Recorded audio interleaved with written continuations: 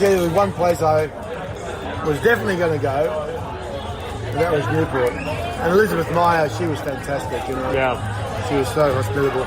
Is she still running Iris? Still down there, involved in some stuff in Newport.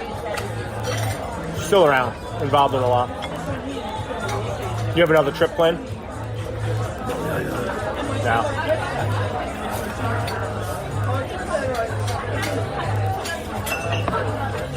I'd have loved to have gone there for the 12 metres cup. That would have been great.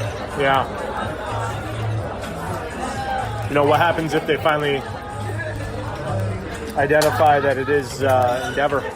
Well, I can tell you, as of today, I was just appointed onto the council of the Australian National Maritime Museum, who are very much in Sydney, which I'm very, very pleased about. And so maybe I'll get involved through that. I'd like I think there would be a celebration for Australians, anything? Yeah. Will many people recognize it? That it's been found? Oh, God, there's a huge story here. Yeah. Oh, huge story. Every time they announce it, it's a huge story. I went to a press conference and there was me and one other media member from the States, and then probably a dozen Australian media. I mean, if they're flying all the way across the world, I just did the flight. It's not pleasant. Which way did you come? I came east. So I flew from Boston to Doha, Qatar, to Adelaide. My fiance went west, went LA, Sydney to Adelaide. But next time, fly across the Atlantic, which is a piece of cake for you. We do it all the time. Catch a direct flight to Perth. Yeah. Non-stop. Well, I had to go to Adelaide first, so yeah. And then we go to Sydney in a couple of weeks. It's amazing, isn't it? You can fly non-stop London to Perth. That is wild. That's a long flight.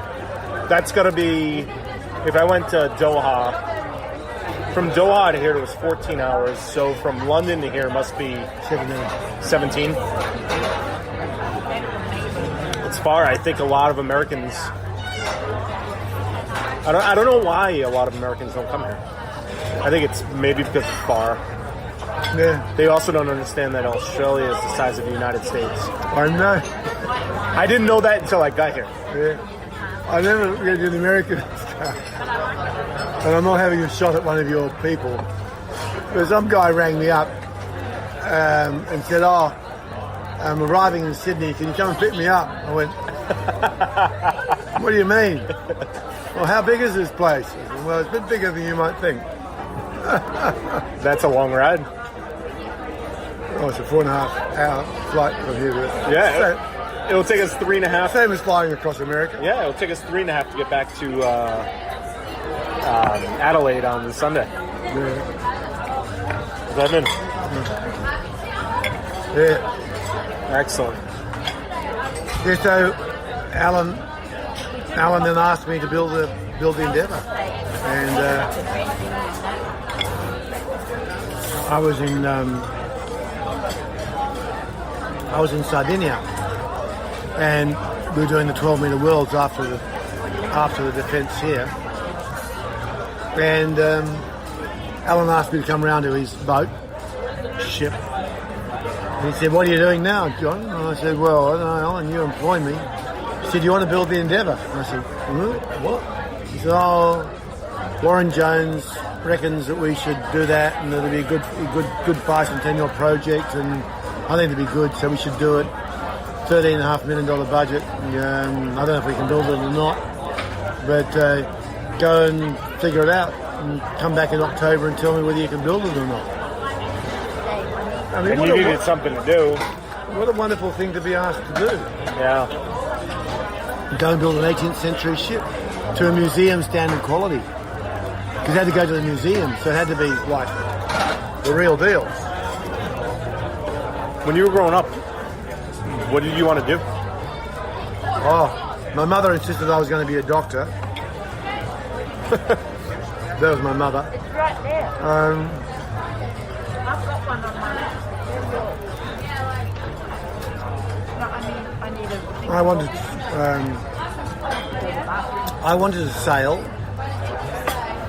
but there was no career in sailing. So I went and got a job so that I could sail.